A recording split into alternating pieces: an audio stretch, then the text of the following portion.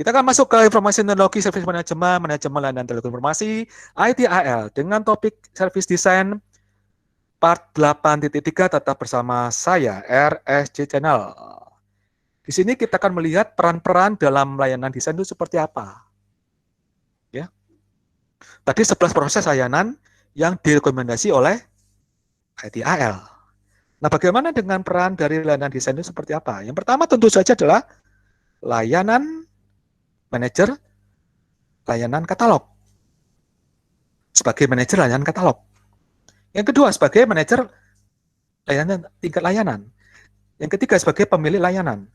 Yang keempat, sebagai manajer layanan desain. Yang kelima, sebagai analis aplikasi. Yang keenam, sebagai apa perannya? Sebagai analis teknis. Yang ketujuh, sebagai apa? Sebagai manajer risiko. Yang kedelapan, sebagai apa? Sebagai manajer kapasitas. Yang kesembilan, sebagai apa? Sebagai manajer tersediaan. Yang ke-10 sebagai apa perannya? Sebagai manajer tas layanan TI. Yang ke-11 apa?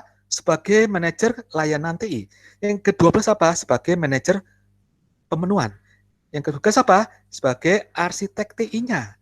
Yang ke-14 apa? Sebagai manajer pemasoknya.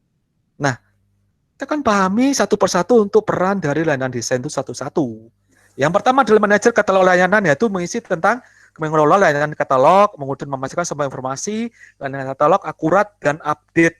Yang kedua, manajer tingkat layanan, yaitu merumuskan dokumen kesepakatan tingkat layanan TI, memastikan standar layanan TI sesuai selalu terpenuhi. Yang ketiga, memastikan proses layanan TI, yaitu OLA, UC sesuai pencapaian target SLA, Service Level Agreement.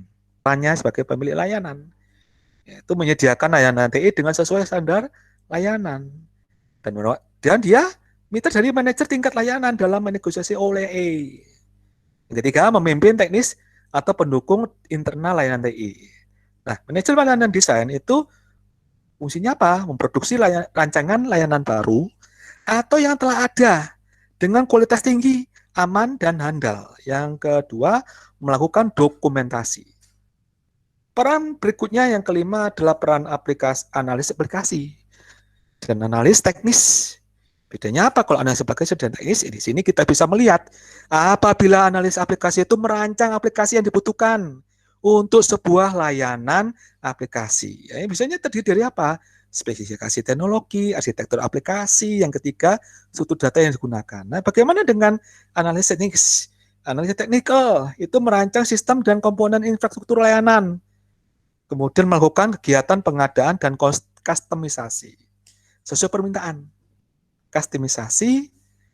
Nah, kemudian kita akan melanjutkan dengan peran berikutnya dari layanan desain, yaitu sebagai manajer risiko dan manajer kapasitas. Fungsinya apa kalau manajer risiko? Fungsinya mengidentifikasi, menilai, dan mengontrol risiko. Tugasnya juga ya. Yang kedua, menganalisis nilai aset TI bagi bisnis.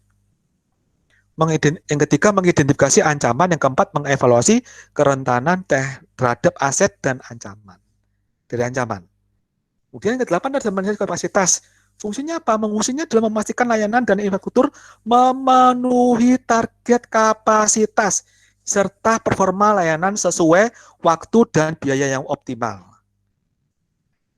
Yang kedua adalah mempertimbangkan sumber daya yang dibutuhkan dalam penyediaan layanan jangka pendek, menengah, dan jangka panjang. Ya. Kemudian peran berikutnya yang ke-9, 10 adalah sebagai manajer ketersediaan dan kontinuitas layanan TI. Di situ apa? Yang pertama, mengelola risiko yang berdampak serius terhadap layanan TI. Yang kedua, memastikan layanan TI selalu tersedia pada standar minimumnya jika terjadi musibah. Selalu harus minimum, paling minimum apa? Dengan menekan apa? Risiko ke tingkat yang masih dapat diterima oleh akal. Yang ketiga, membuat rencana pemulihan layanan TI. Yang disingkat di sini adalah Service Recovery Plan, DRP, disaster, in case of disaster. Ya. Ini jika terjadi musibah.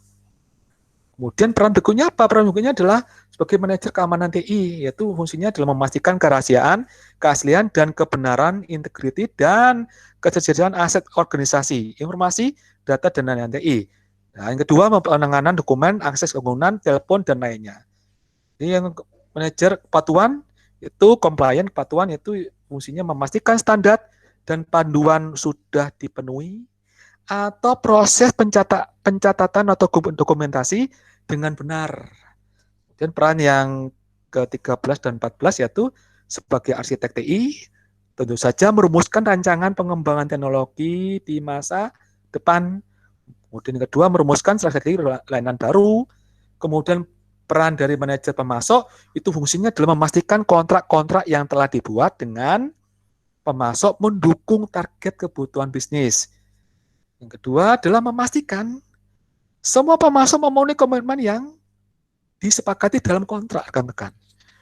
Ya, kita paham tentang seluruhan dari peran-peran di dalam layanan desain. Nah, sampai di sini pertemuan ke-8.3. Kita akan ketemu dalam pertemuan selanjutnya di ITSM MLI part yang ke-9.